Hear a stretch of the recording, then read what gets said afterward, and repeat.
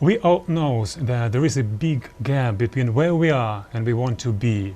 Also, we know that if we focus quite enough on what we are going to achieve, sooner or later we will hit this target.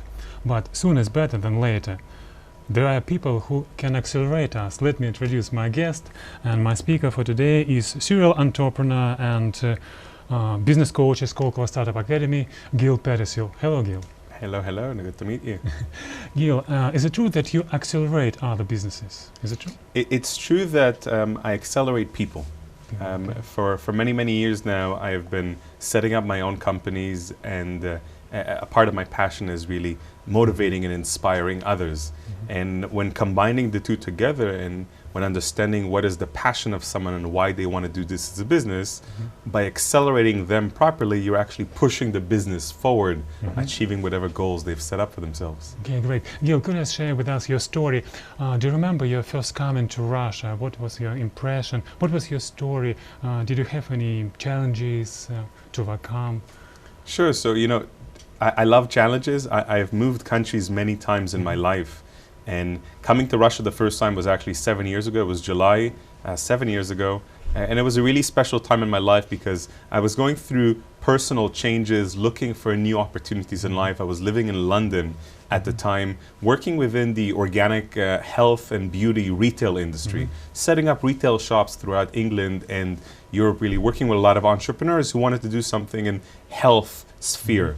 And I remember meeting a couple of investors who were very active in Russia, and I met them in an expo in London, and they said to me, "We'd like to invite you to Russia."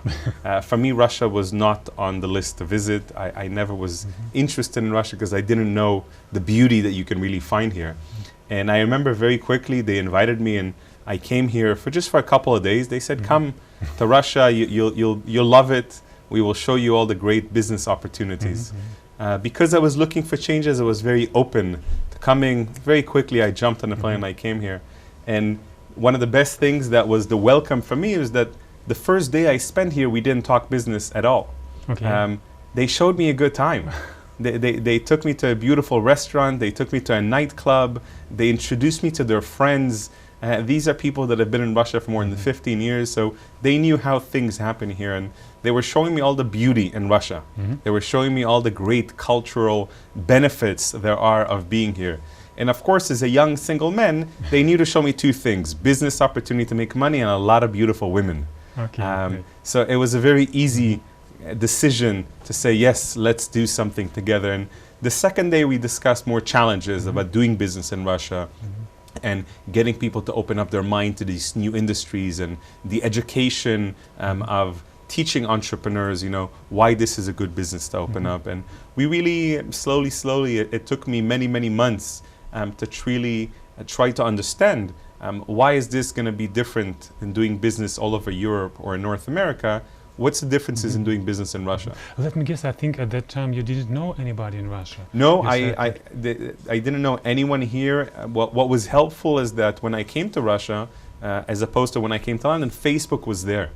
When I moved to London, I didn't know anyone and Facebook was not there, so it was not easy to ask for introductions. When I moved to Russia, initially it was not really moving, it was more flying here a lot. I very simply put on my Facebook, "Hey, I'm going to Moscow. Does anyone know anyone? Please introduce me."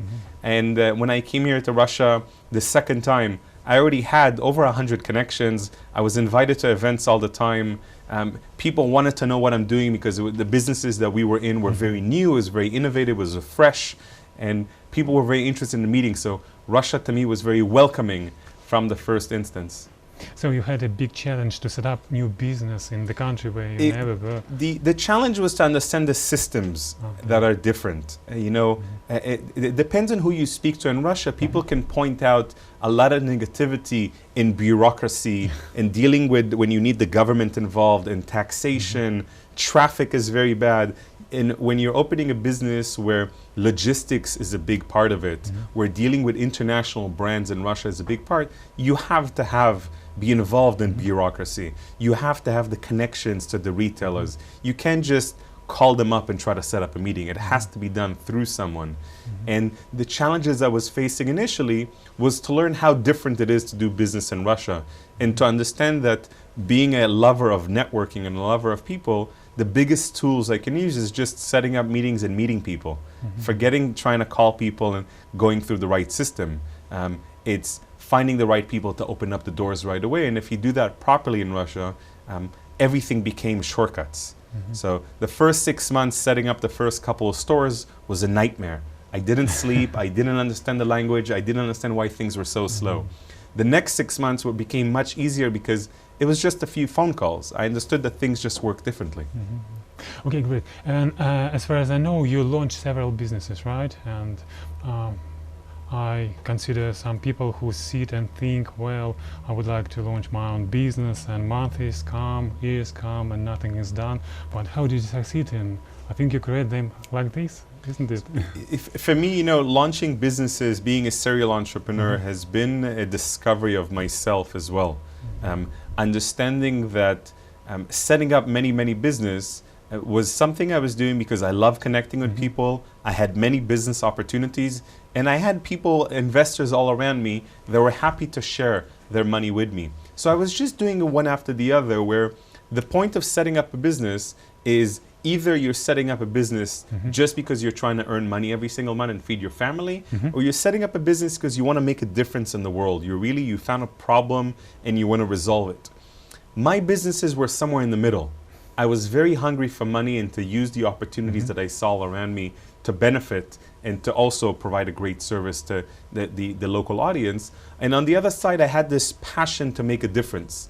Where I am today, and the advice that I would give an entrepreneur, don't open up a business if you're just trying to make money.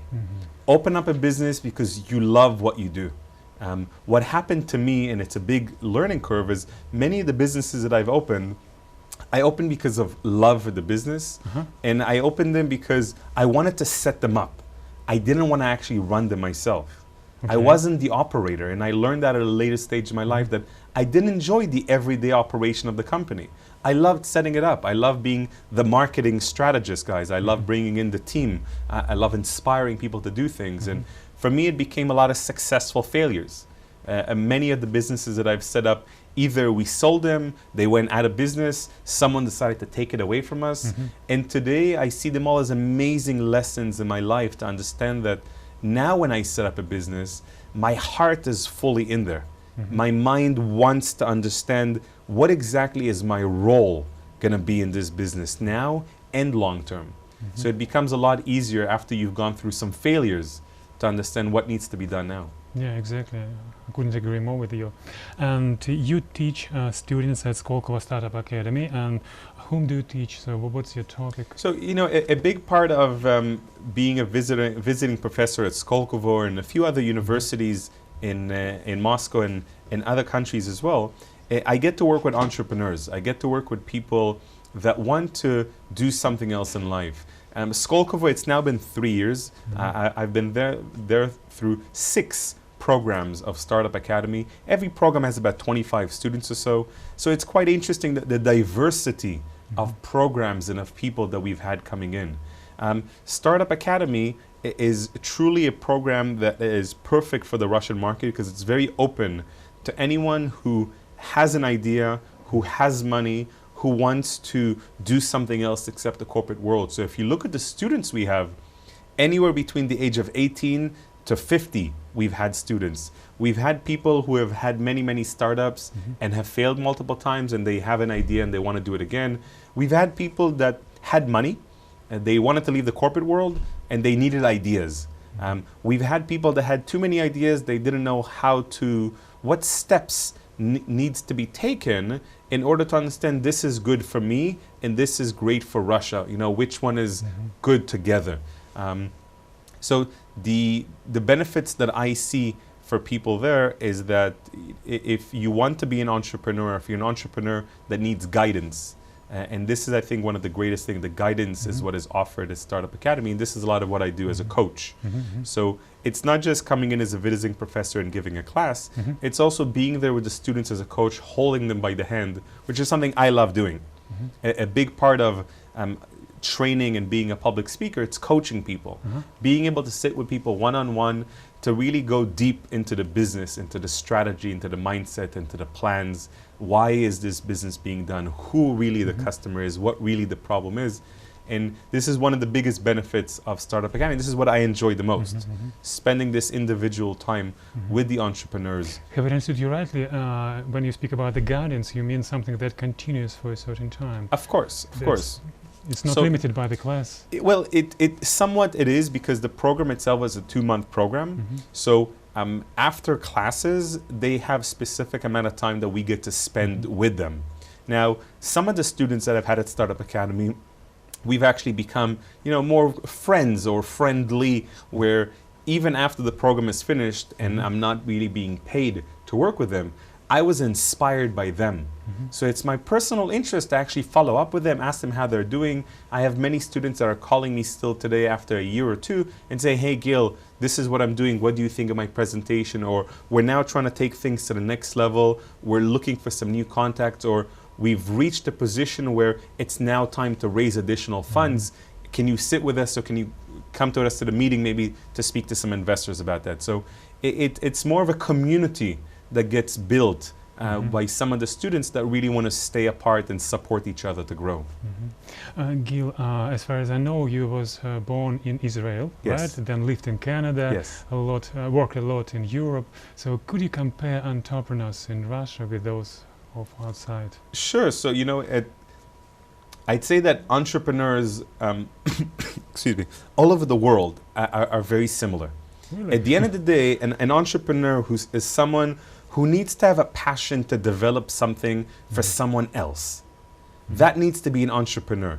A person who's building a business because he's trying to build something for themselves because of ego, I want to be famous, so I want to do this, that's not a real entrepreneur. It's a smart business person. An entrepreneur is someone who's really understanding that there is a weakness or a problem for a specific segment of people, and I am very passionate about providing them with a solution. So if you look at entrepreneurs, for example, in the US, in Israel, and in Russia, the difference is the mentality. The difference is the approach to customer service, for example, the approach to development, to approach to long-term thinking. For example, I work with a lot of entrepreneurs in Israel. Entrepreneurs in Israel, from the day they set up the business, they're already thinking 3 years down the line. So accounting is perfectly down. From day one, they're thinking, I'm going to be raising millions of dollars in a year. I need to make sure that I'm set up properly from day one. There's a lot more belief in themselves. It's not like, whereas in Russia, with many startups that I see, they don't believe enough in themselves. They are waiting for someone else to give them confirmation. Yes, this is good. You can do it. Clean up your company now, and then you'll be able to raise money. It's almost like thinking about the piece of software, the technology of the solution itself, the business itself, and taking it one step at a time without thinking, am I going in the right direction, that if in 3 years from now, this is where I'd like to be, am I going towards it? Or am I just taking step by step, waiting for someone to tell me, you're doing a good job, keep on going? Or am I waiting for customers to pay me? Many businesses that are set up, in the US, they'll be losing money for years sometimes, but that is a part of the strategy.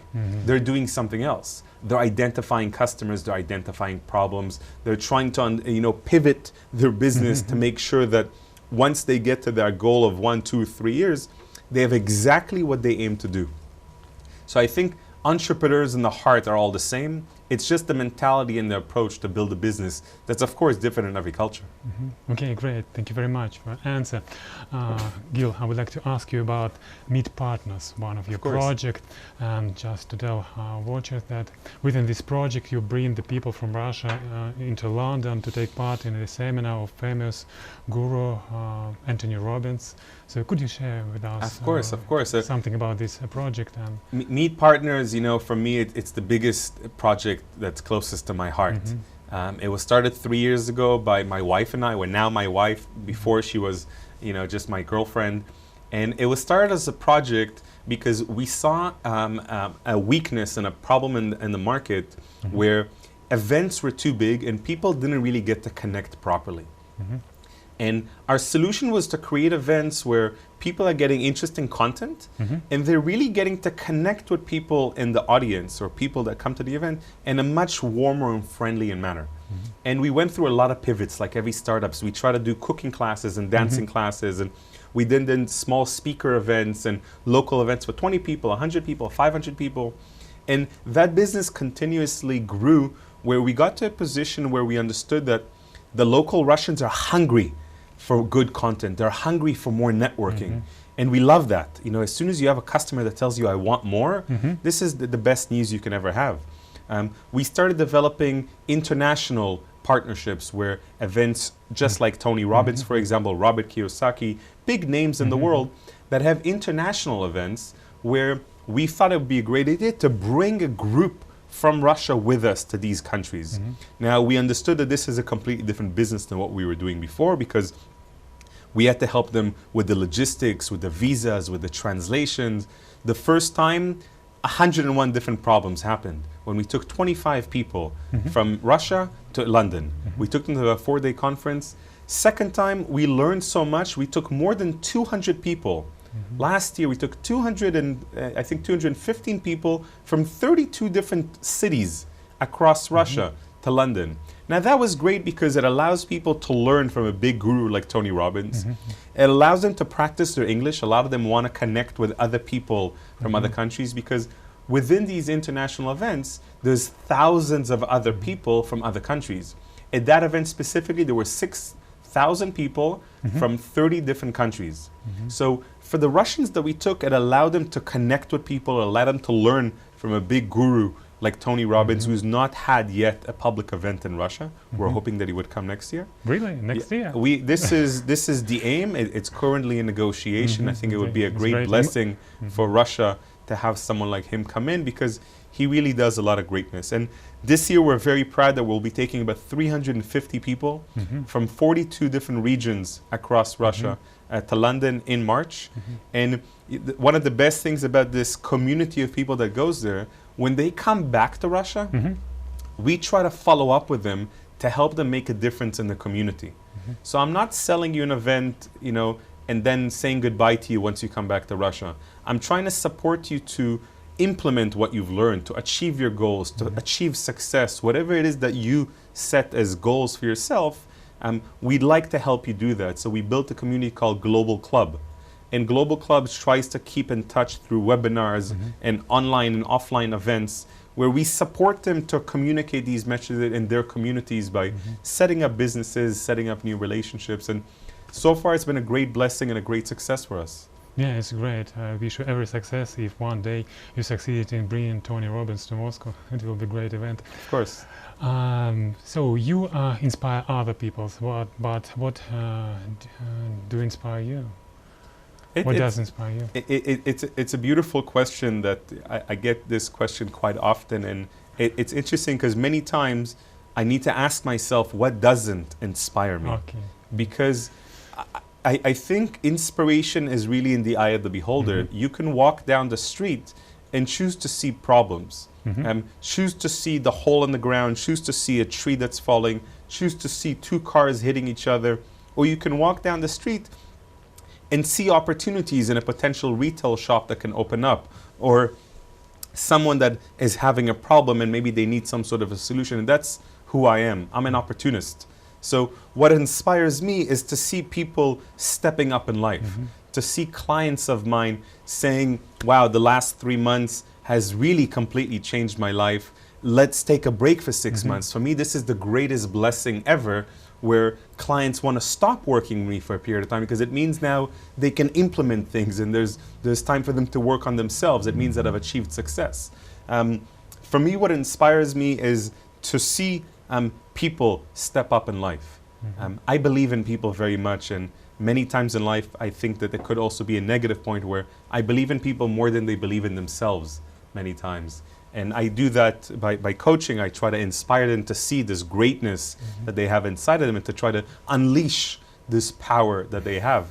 And that inspires me when someone steps up, when someone gets to levels where they didn't believe they can achieve before. Great. And Gil, do you remember any just great advice you have ever received? Could you share with us? So, just like I am a coach and a mentor for many, it's really important for me to always have multiple mentors that work with me as well as a coach. So every year I invest a great sum of money to be coached by someone who's much, much greater than me. And I always have a relationship with anywhere between 6 to 10 people who are close to me in my life, but they tend to be at a much higher level in positions in life, whether it's business or family or just success. Usually these people are older than me, and I always ask for advice. And I think some of the greatest advice that I've actually received just last year was focus on what gives you energy. In the past, I was doing so much that took my energy away. And at the end of the day, if you've had a really great day and you come home and the first thing you want to do is take your clothes off and fall asleep, your day was just hard work. It wasn't inspiring. I love it when I have a full day, 15-hour day, working, speaking in front of people, and at the end of the day, I don't want to go to sleep. I'm energized.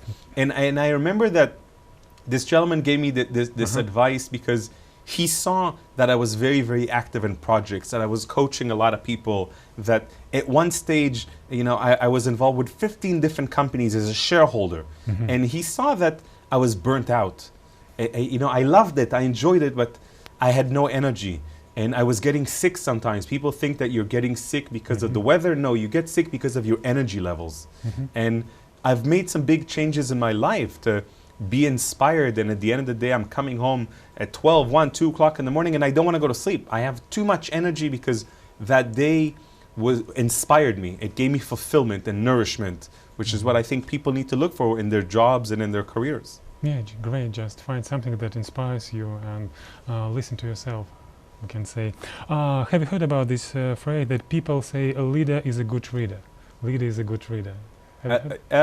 Yeah, I've heard of this before. And so, could you tell us about your favorite source of knowledge? So, do you read books? Sure. So, you know, books for me have never been something that I did from beginning to end with a book. Oh, okay. What's your way? And it's because in the past I didn't have enough discipline to sit there and just read one book. If you look next to my bed, I always have about 4 or 5 books. If you look at my library at home, I have about 300 books, and most of these books are about life development, personal development, psychology, human interaction, biographies of people that I very much respect. I love audiobooks very, very much. At any given point on my phone, I will have anywhere between 100 to 200 audiobooks because when you're in your car, when you're in the metro, when you're stuck in Khvorykh, when you're in between meetings, when you walk down the street, you can always be listening to a book. For me personally, listening to someone is a great way to be able to repeat it again. Because as someone who shares and teaches for a living, I listen to things and I like to be able to repeat them and quote those people. The other way for me is going to conferences and seminars. I love to actually listen to people face to face. I love looking at them and trying to listen not to just their words, but their whole body. You know, more than 80% of communication is non-verbal. So actually listening to this person's voice and feeling their energy for me is a lot more powerful than reading it on a piece of paper. Okay, great. Thank you very much. And at the final stage of our program, I would ask you just to give maybe 3 or 4, maybe 1, just very good, nice advice for entrepreneurs, for people who maybe just only think about launching his or her own business. So what would you say? So I can give, you know, a couple that I think have led me in the right directions in life. One, if you're looking to set up a business, don't believe that you could do it yourself. Okay, understand that, you know, you can't really do anything in life alone. Nothing. Even one day in your life, you won't not be able to breathe on your own. You will need maybe the support. So understand that whatever it is that you want to do, you will need a team of people. You will need a few partners to start off, which means you have to be ready to share your idea. Don't keep it a secret, because if you keep it a secret, somebody else will end up doing it anyways. Don't be afraid of competition. Understand that if you have a great idea, it's all about execution. So find a few people in your life that you're able to share this with to either get feedback, to get their interest, or for them to be able to connect you with someone that could also love this idea and want to drive it forward with you. So the first thing is be able to build a small team or a partnership, not just with friends and family, that's usually dangerous. Could be people that you don't necessarily know that complement your strengths and your weaknesses, and work together as a team to build that.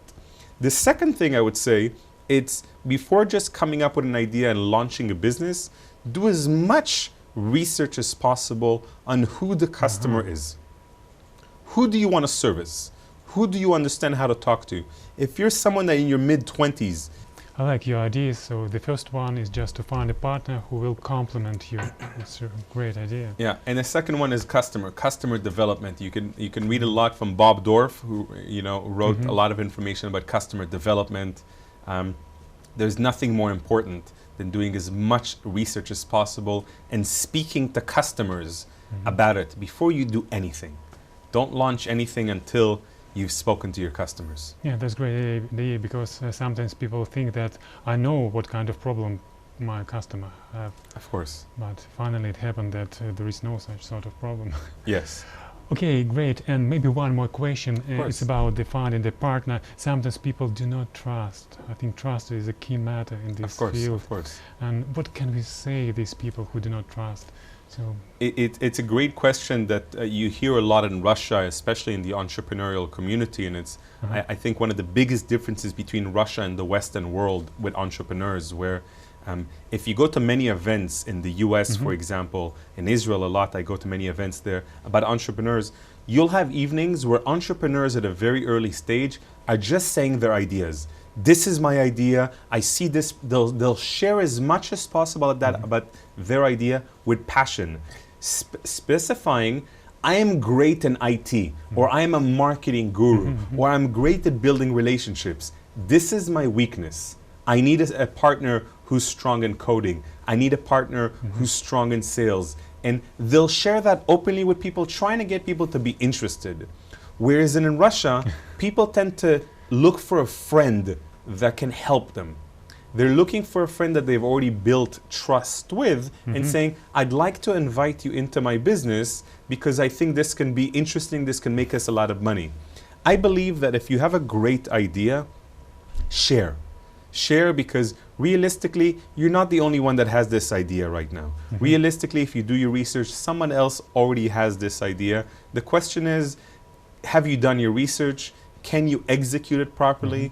And if you want to build trust, share your passion, share your strengths and share your weaknesses ahead of time, early on. And the most important thing, share your expectations with someone. I think you can meet someone that is brand new to your life, understand each other's strengths and weaknesses, and set expectations. This is what you can expect from me. This is what I will do for the business. This is what I will deliver. This is what you can expect from each other. And this is what our vision is. If you make sure to outline the vision for the first 3 months, the second year, the third year, and you agree on this vision, then you have basically a formula for success. You have expectations from each other, you understand from upfront each other's strengths and weaknesses, and you have a shared vision that you can always come back to and revise because you've agreed on it together. yeah, great. And to add, I think the vision also helps to overcome all obstacles of business. Yeah, Of course. when you have a long-term plan for a business. Thank you very much, Gil, for coming to our program and sharing with us your story. With Just pleasure. Very nice advices. Wish you every success and growth and good clients. Thank for you very business. much. Appreciate it. It's a great pleasure for me to remind that we had today as a guest business coach at Skolkovo Startup Academy, serial entrepreneur Gil Petersil. See you later. Bye.